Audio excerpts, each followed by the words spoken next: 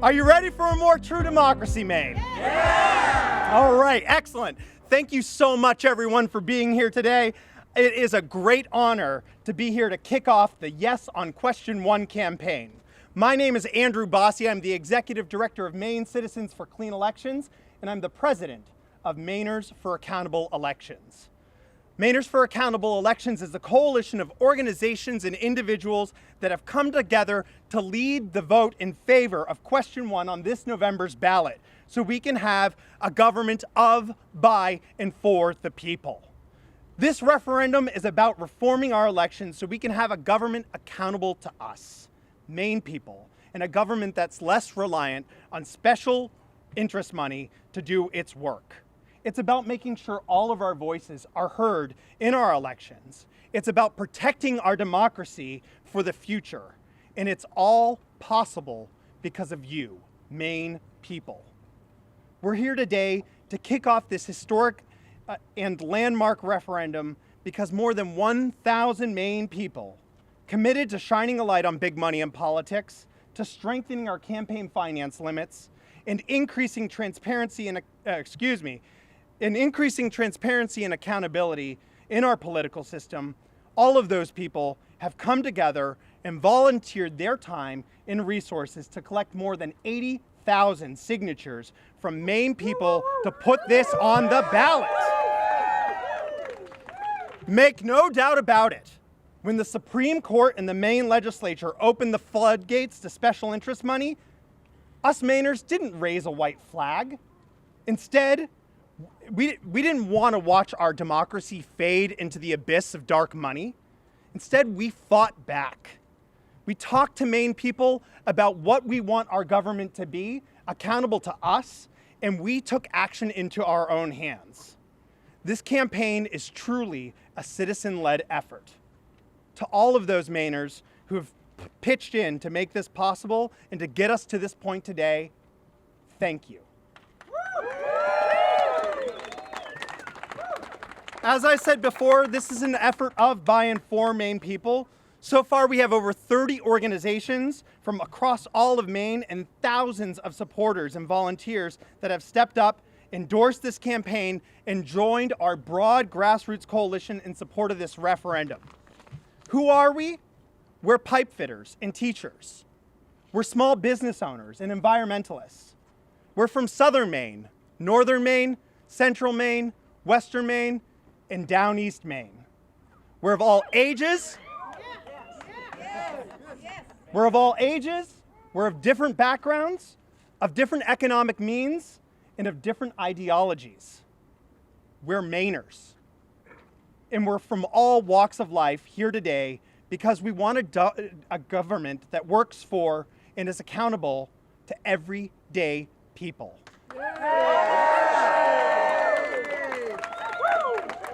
It's time to say goodbye to a government that's bought and paid for by wealthy special interests. And that's what Question 1 will do and why it's so important. It's about putting control of elections back into the hands of everyday people. It's about all of us. And how will we do this? 3 ways. 1, Question 1 will first allow us to increase transparency and accountability by requiring big money groups to disclose their top donors on political ads and mail pieces. It's time for voters to know who's spending to influence our vote in our elections.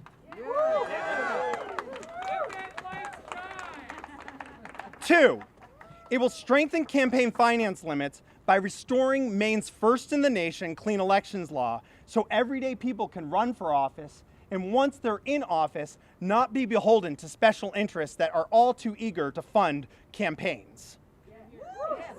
And thirdly, it will hold those people that have broken our campaign finance laws accountable by increasing fines and penalties for violating them. These laws are about helping protect our democracy and guarding against corruption. And violators need to be held accountable.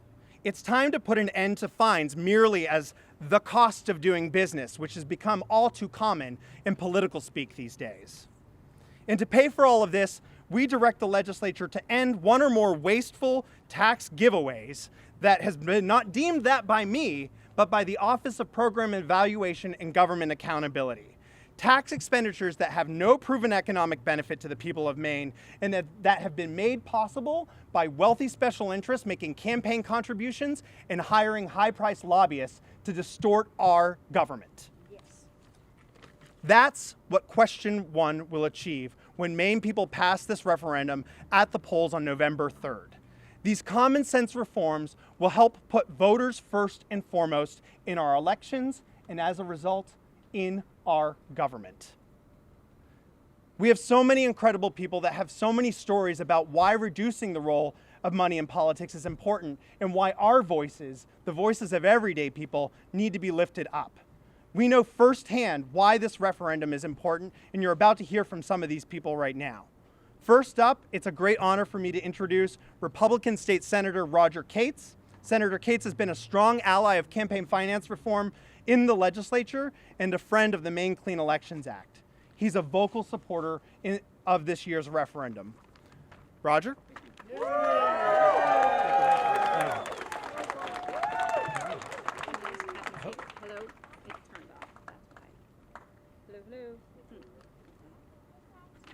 It's not okay. Good afternoon. So you're wondering, why am I here? Well, I'm here channeling my inner Ed Youngblood, who is standing over there. Senator Youngblood was one of the founding fathers of Maine's clean elections law and a staunch defender ever since. And if you are proud of Maine's clean election law, would you please join me in giving a big hand to Ed Youngblood? Yeah.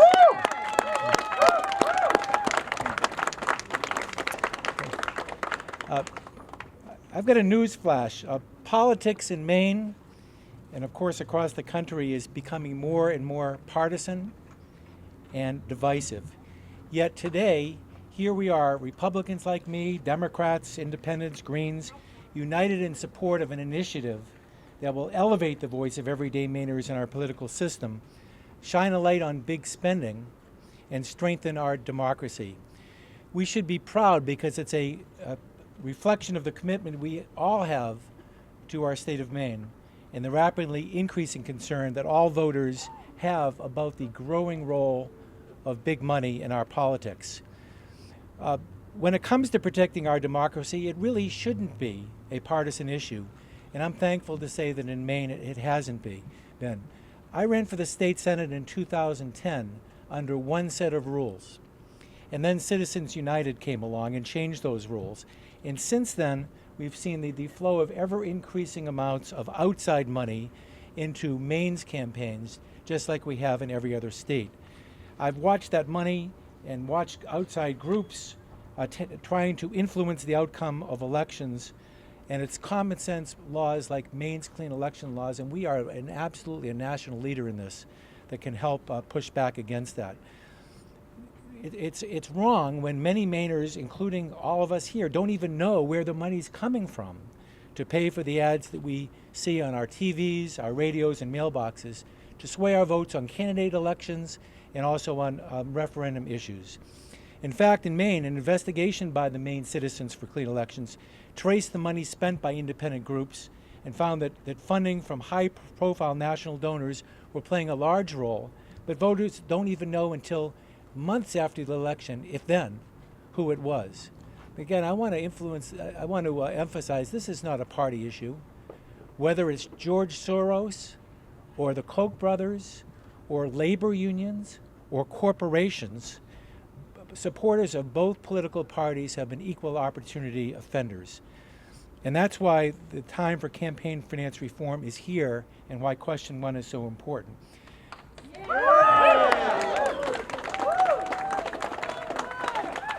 There are a lot of great parts to question 1. It will increase transparency and tell us where the special interest money is coming by requiring outside groups to list their top 3 funders on ads that they buy.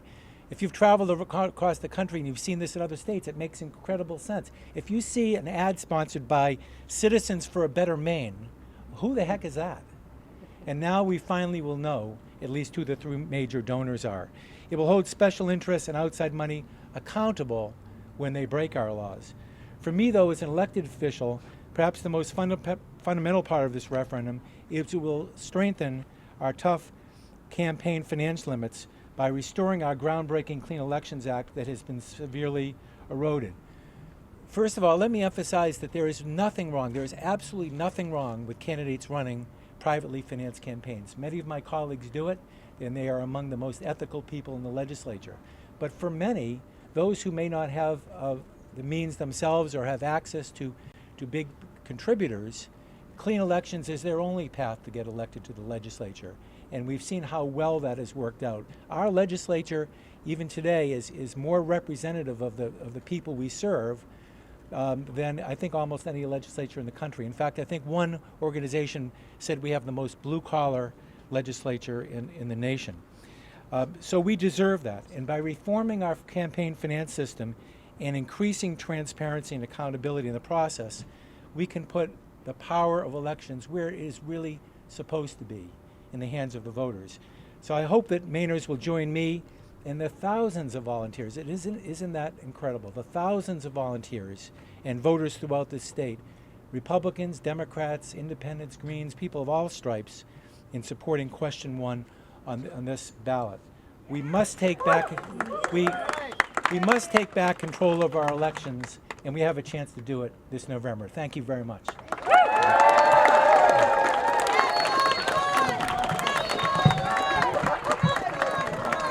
Yes on 1! Yes on 1! Yes on 1!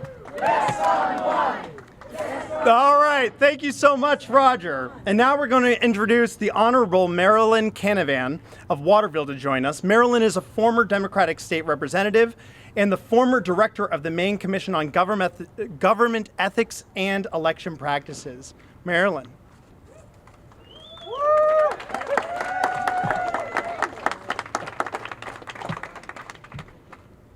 Well, thank you so much, Andy. And thank you for all you do to support clean elections.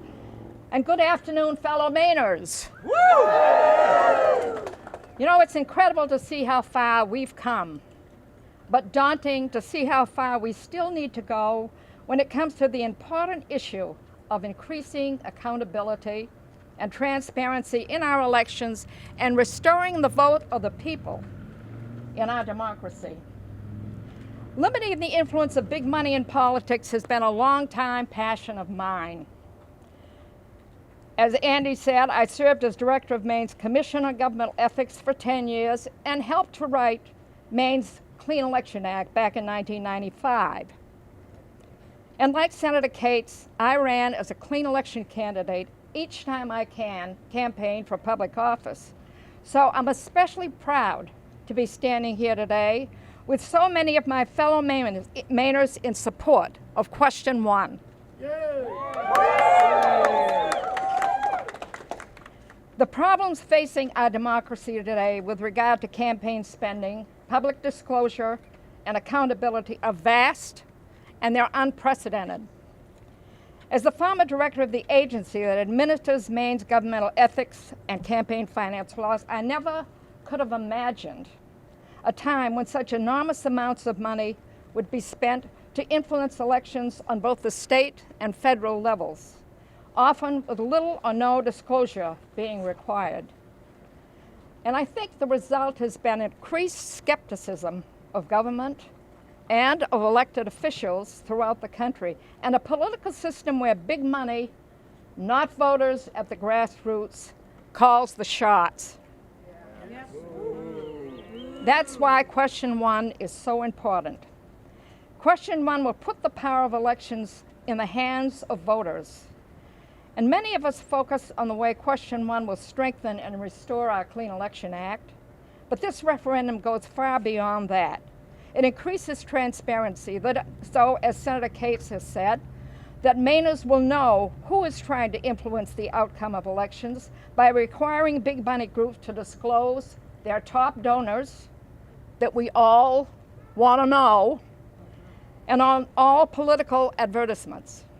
And it will increase fines and penalties for those who break our election rules so that we, the people, can keep our representatives accountable to us.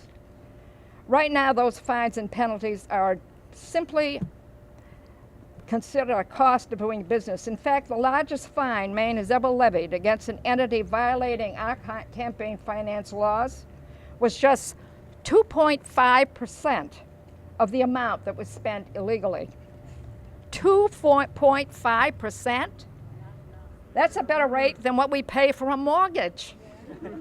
And it's certainly not a deterrent to breaking the law. This referendum will allow the state to fine campaigns violators up to 100% of what they spend illegally. And it will send, yeah, you like that? And it will send a clear message to out-of-state groups and special interest groups trying to skirt Maine campaign finance laws and buy our elections that Mainers mean business where it concerns accountability and transparency in the election process, and that Maine elections aren't for sale. Please join me in supporting question 1 this November, and let's put control of elections back in the hands of the people. Thank you so much, Marilyn, for all of your work, past and today. The next person I want to introduce has also helped put this question to Maine people by collecting signatures. Suzanne Kelly is a small business owner from Bangor, Maine. She was one of the first people to support this organization with her husband, Bob, a few years ago, and we are honored to have her speak here today. Suzanne.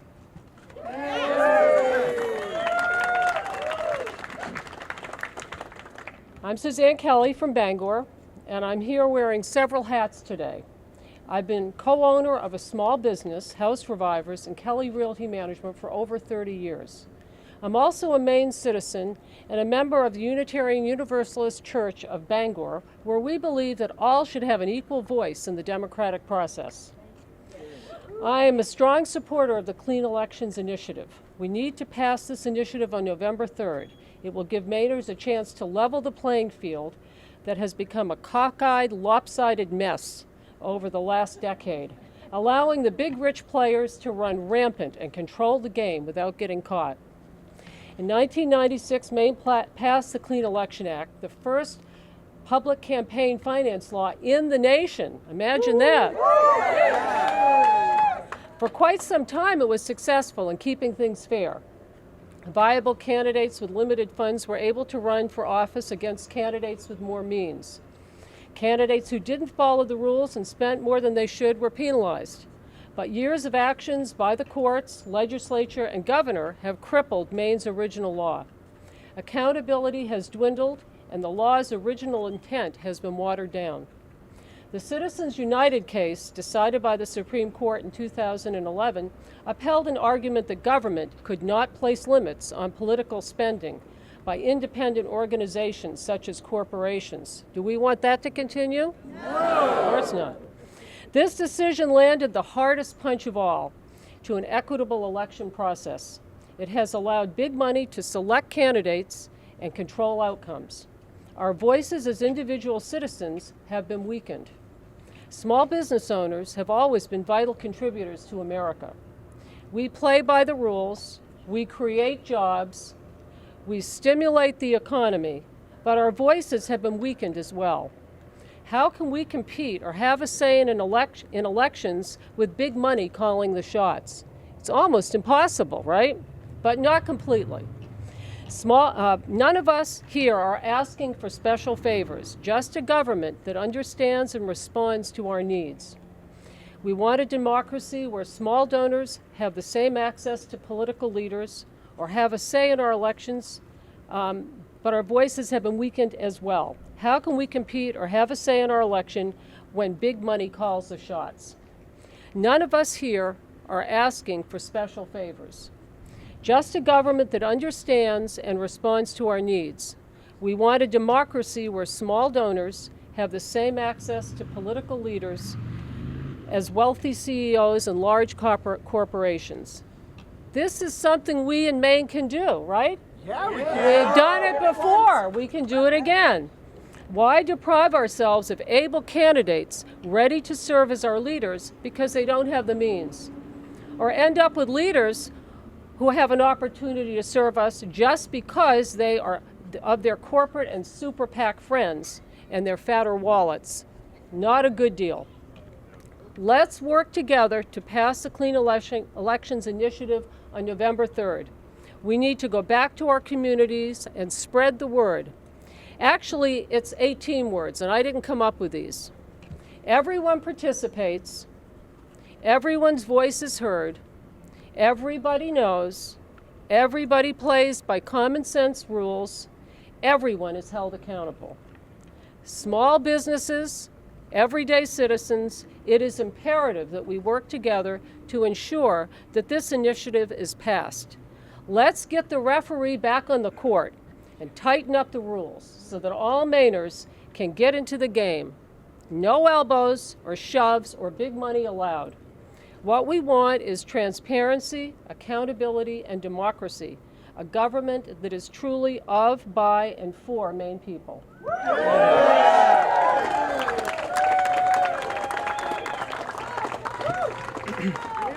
Thank you, Suzanne, and thank you all again. You just heard 3 different stories. You heard Roger's story of how he wants to make sure that we maintain a blue-collar legislature. You heard Marilyn's story that's watched in her lifetime our democracy look more like an auction than a government that's reliant upon voters alone. And you heard from Suzanne, who told a story about how our voices and the voices of small businesses are being drowned out. What's your story? Is it an environment you want preserved for generations to come? Is it fair taxation? Is it reducing government waste? Is it affordable health care? Is it your hopes, your dreams, and your desires? All of that rests on political equality. Think of those stories. What is it that we want to achieve? There's more that unites us than divides us, despite what people say. And a democracy unites us. I can tell you what our story is. Our story as a nation is one where we said rule by one is not something we're going to deal with anymore. That a government is going to be truly of, by, and for the people. When we founded this country, we set that value. When we had the Civil War, we said that you can't enslave a certain group of people. We then gave them the right to vote. And we then gave women the right to vote. And we gave 18-year-olds the right to vote. All in the name of achieving political equality. That is our story. That's the story of this country. And time again, we have met the challenge of building a democracy that gets us to a more fair, just, and equitable society. Make no doubt about it. Opposition will come. It will come and they will tell lies, and we won't know who's spending the money until well after the election, if ever at all. But keep this in mind. Anyone that tells you that this is anything other than building a democracy, that it's anything other than all of our voices being heard, is lying to you.